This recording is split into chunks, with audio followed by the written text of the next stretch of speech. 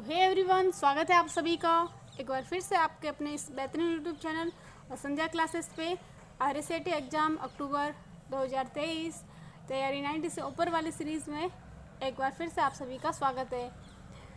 आप सभी के सामने पहला क्वेश्चन है। यहाँ पे आपको क्वेश्चन पूछा गया है कि इनमें से कौन सा जो है एक प्रोजेक्टर कनेक्टिविटी का विकल्प नहीं है। पहला ऑप्शन है कंप्यूटर ओनली, इन्वर्टेड, डुप्लीकेट या फिर एक्सटेंड, है ना। तो इसका जो भी आपके अकॉर्डिंग राइट आंसर बनता है वो आपको कमेंट के द्वारा बताना है। तो यहाँ से आपका हो जाएगा, यानी कि ये जो प्रोजेक्टर कनेक्टिविटी के विकल्प है ना, कंप्यूटर ओनली आपका होता है, डुप्लीकेट होता है और एक्सटेंड होता है। जबकि आपको ऑप्शन दिखाई दे रहा है इन्वर्टेड, ये किसी भी प्रकार का जो है प्रोजेक्टर कनेक्टिविटी का विकल्प नहीं होता है। तो ऑप्शन बी यहाँ से आप सभी का बिल्कुल करेक्ट हो जाता है। आप सभी से रिक्वेस्ट है कि अगर आप चैनल पे पहली बार विजिट कर रहे हैं तो चैनल को सब्सक्राइब करके अपने बेल आइकन को प्रेस कीजिएगा, ताकि जितनी भी नई क्लासेस आने वाली है उन सभी की नोटिफिकेशन सबसे पहले आप तक आए। नेक्स्ट क्वेश्चन है कि किस व्यू की मदद से आप जो है टेक्स्ट है, ग्राफिक्स है, उसका प्रिंट लेने से पहले पूर्वावलोकन कर सकते हैं। तो ये जो आपको करना है तो आप प्रिंट लेआउट के द्वारा कर सकते हैं। तो ऑप्शन बी जो है यहाँ से करेक्ट हो जाता है। अगला क्वेश्चन है CD या फिर DVD पर डाटा, संगीत, फ़ोटो, दस्तावेज आदि लिखने की जो प्रोसेस होती है उसको किस नाम से जाना जाता है। फायरिंग, बर्निंग, स्मोकिंग या फिर वाटरिंग, है ना। तो CD पर डाटा जैसे संगीत है, फ़ोटो है, दस्तावेज लिखने की जो प्रोसेस होती है उसको बर्निंग के नाम से जाना जाता है। इसके अलावा CD का पूरा नाम पूछे तो आपको याद रखना है, CD का हो जाएगा कॉम्पैक्ट डिस्क, और DVD के दो नाम होते हैं, डिजिटल वीडियो डिस्क भी होता है और डिजिटल वर्सेटाइल डिस्क भी होता है। नेक्स्ट क्वेश्चन है निम्न में से सबसे मजबूत पासवर्ड का चयन कीजिए। तो आपको सबसे मजबूत पासवर्ड का चयन करना है ना। मजबूत पासवर्ड का मतलब क्या होगा कि जो भी आप पासवर्ड लगाते हो उसके अंदर आपके वर्ड्स भी हो सकते हैं, नंबर भी हो सकते हैं और भी आपके सिंबल भी हो सकते हैं ना। तो यहाँ से आपका ऑप्शन बी जो है बिल्कुल ही करेक्ट हो जाता है, यानी कि आपके वर्ड स्मॉल भी है, कैपिटल भी है, इसके अलावा इसके अंदर नंबर भी है और विशेष प्रकार का एक चिन्ह भी है ना, @ का। तो ऑप्शन बी यहाँ से आप सभी का बिल्कुल ही करेक्ट हो जाता है। नेक्स्ट क्वेश्चन है कि आकार, भंडारण क्षमता और प्रदर्शन के आधार पे कंप्यूटर का सही वर्गीकरण है। एनालॉग, सुपर, मिनी, हाइब्रिड या फिर super, mainframe, mini, micro. तो सबसे पहले तो आपको याद रखना है कि आकार, भंडारण, है ना, कंप्यूटर का जो क्लासिफिकेशन है वो दो आधार पे किया गया है।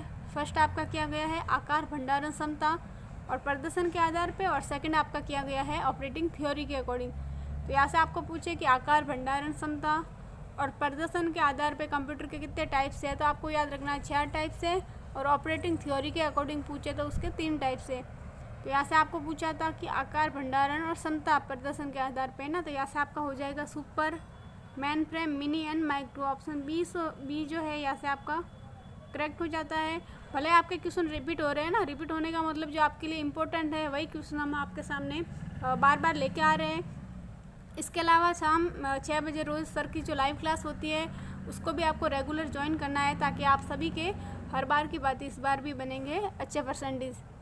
नेक्स्ट क्वेश्चन है निम्न में से कंप्यूटर, अगला आपका क्वेश्चन है, यहाँ पे आपको पूछा गया है कि निम्न में से कंप्यूटर की विशेषता, है ना, कंप्यूटर की विशेषता क्या है। तो कंप्यूटर की विशेषता देखो, विविधता भी होता है, शुद्धता भी होता है, परिश्रमशीलता भी होता है, यानी कि उपरोक्त सभी यहाँ से करेक्ट हो जाता है। निम्न में से कौन सी जो है कंप्यूटर सिस्टम की एक सीमा है, यहाँ पे आपको सीमा बताना है। तो देखो, स्पीड, शुद्धता और परिश्रमशीलता ये तो कंप्यूटर की विशेषता होती है। जबकि बुद्धि का अभाव है, IQ लेवल 0 है, या फिर यूज़र के बिना काम नहीं कर सकता, ऐसे ऑप्शन आपको दिखाई दे, सोचने की क्षमता का अभाव है, तो ये होती है कंप्यूटर की सीमा। तो ऑप्शन डी यहाँ से आप सभी का करेक्ट हो जाता है। हाँ, नेक्स्ट क्वेश्चन है कि निम्न में से कौन सा जो है एक एप्लीकेशन सॉफ्टवेयर नहीं है। एप्लीकेशन सॉफ्टवेयर नहीं है पूछा है ना, तो विंडोज़ 7, पेज मेकर, फोटोशॉप या फिर नोटपैड। देखो, एप्लीकेशन सॉफ्टवेयर का मतलब क्या होता है, जिस ऐप के अंदर, एप्लीकेशन के अंदर यूज़र काम कर सकता है उसको आप एप्लीकेशन सॉफ्टवेयर बोल सकते हो। तो देखो, पेज मेकर है, फोटोशॉप है, नोटपैड, है ना, ये तीनों तो आपके एप्लीकेशन सॉफ्टवेयर है। जबकि विंडोज़ 7 है ये सिस्टम सॉफ्टवेयर का उदाहरण है ना। तो ये ऑप्शन ए जो है यहाँ से बिल्कुल ही करेक्ट हो जाएगा, यानी कि ये एप्लीकेशन सॉफ्टवेयर नहीं है। नेक्स्ट क्वेश्चन है निम्न में से कौन सा जो है कंप्यूटर हार्डवेयर को चलाता है और अन्य सॉफ्टवेयर को चलाने के लिए मंच के रूप में काम करता है। ऑपरेटिंग सिस्टम, अनुप्रयोग सिस्टम, ए और बी दोनों या उपरोक्त सभी। तो देखो ऑपरेटिंग सिस्टम या फिर इसको आप सिस्टम सॉफ्टवेयर बोल सकते हो, ये आपके कंप्यूटर के लिए कंपल्सरी होता है ना, इसके बिना आपका कंप्यूटर ऑन नहीं होगा, उसके अंदर आप काम भी नहीं कर सकते। और ऑपरेटिंग सिस्टम का काम क्या होता है कि यूज़र और कंप्यूटर के मध्य इंटरफेस करवाता है और जितने भी हार्डवेयर पार्ट है उनको मैनेज करता है ना। तो ऑप्शन ए जो है यहाँ से आप सभी का करेक्ट हो जाता है। अगला है कि एक आउटपुट डिवाइस है, तो यहाँ से आपका हो जाएगा output device plotter. Next question है कि पेन या पेंसिल के द्वारा किए गए निशान को निर्धारित करने की एक पहचान करने के लिए किसका उपयोग किया जाता है? तो OMR, OCR, BCR या फिर MIDI। सबसे पहले तो इन चारों के आपको पूरे नाम याद रखना है ना, क्वेश्चन कई बार बनता है। OMR का पूरा नाम पूछे तो आपको याद रखना है ऑप्टिकल मार्क रीडर। OCR का पूछे तो ऑप्टिकल कैरेक्टर रिकॉग्निशन। BCR का पूछे तो बारकोड रीडर। और MIDI का पूछे तो म्यूजिकल इंस्ट्रूमेंट और डिजिटल इंटरफेस, है ना। तो यहाँ से पेन या फिर पेंसिल के जो निशान होते हैं उसको पढ़ने के लिए OMR का यूज़ होता है, यानी कि ऑप्टिकल मार्क रीडर। अगला क्वेश्चन है रैम का पूरा नाम, तो यहाँ से आपका हो जाएगा रैम का पूरा नाम random access memory. Next question है डेजीविल प्रिंटर एक प्रकार है, यानी कि डेजीविल प्रिंटर किसका प्रकार है? तो ये आपका इम्पैक्ट का प्रकार है, तो ऑप्शन सी जो है यहाँ से करेक्ट हो जाता है। और नेक्स्ट क्वेश्चन है DPI का पूरा नाम, तो DPI का पूरा नाम यहाँ से हो जाएगा आपका डॉट पर इंच।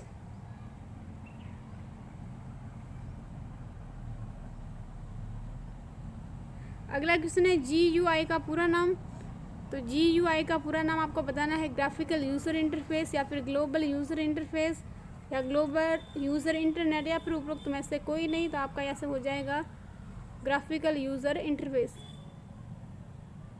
और नेक्स्ट क्वेश्चन है कंप्यूटर को शुरू और स्टार्ट करना क्या कहलाता है? तो कंप्यूटर को स्टार्ट व रिस्टार्ट करना आपका बूटिंग कहलाता है।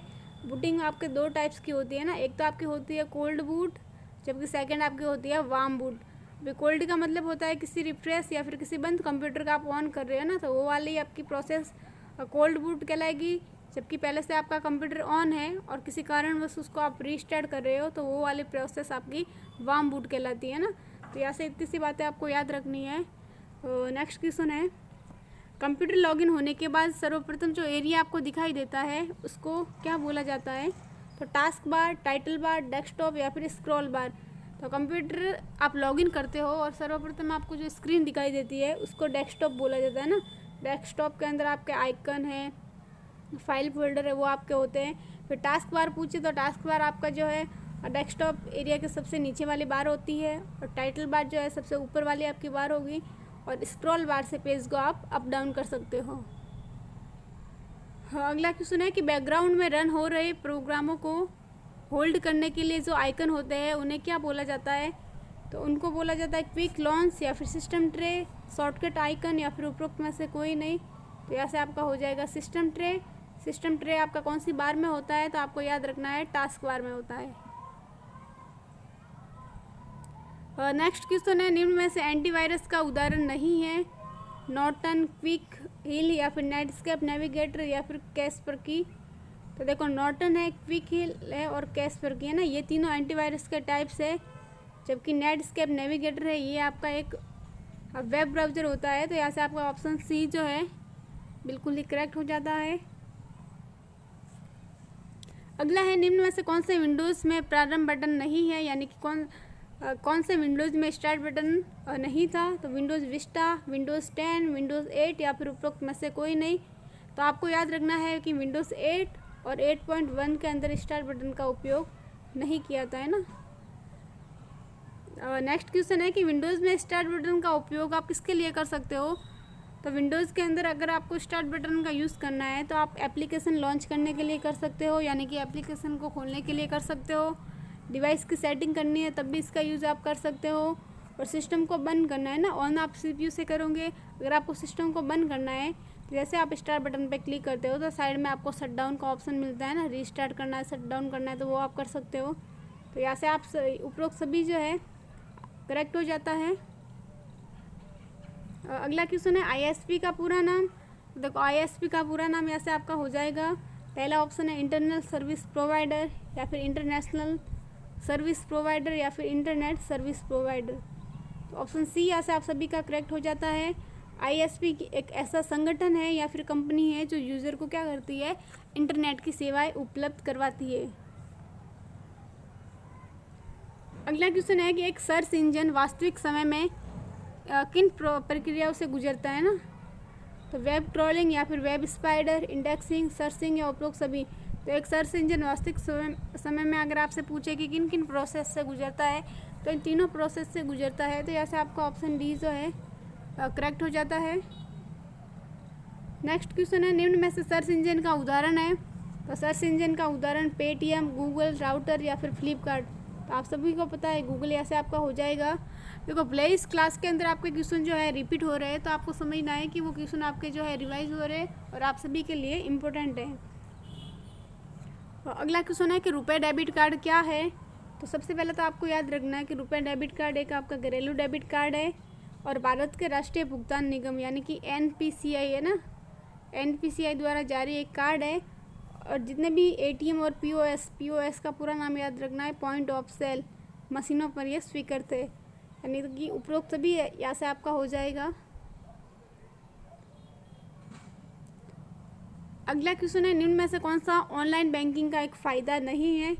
तो ऑनलाइन बैंकिंग का फ़ायदा कौन सा नहीं है, देखो समय की बचत होती है, इससे लागत बचत होती है, खाते की सुरक्षा भी होती है, जबकि उपयोग करने के लिए इंटरनेट कनेक्शन की आवश्यकता है। ये यहाँ से आपका हो जाएगा गलत है ना, ये जो है ऑनलाइन बैंकिंग का फ़ायदा नहीं होता है।